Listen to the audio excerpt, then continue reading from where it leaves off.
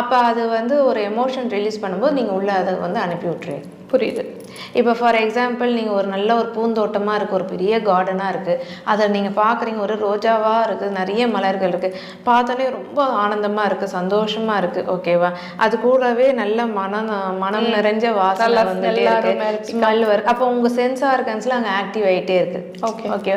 So அப்போ நல்லா active ஆகிட்டே இருக்கும்போது நீங்கள் வந்து ஒரு நல்ல ஒரு எமோஷன்ஸை வந்து நீங்கள் அங்கே ரிலீஸ் பண்ணுவீங்க இல்லையா? ஒரு ஹாப்பி எமோஷன்ஸ், ஹாப்பி மூடை நீங்கள் ரிலீஸ் பண்ணும்போது அப்போ ஆட்டோமேட்டிக்காக அந்த விஷயம் உள்ளே போய் ஸ்டோர் ஆகுதுல்ல. ஸோ அதே மாதிரி தான் நெகட்டிவ் இதுவும் ஸ்டோர் ஆகும். ஸோ இதுதான் இப்படித்தான் ஆகுது. தெரியாமையே மக்கள் வந்து இதெல்லாம் வந்து தனக்குள்ளே எடுத்துக்கிறாங்க.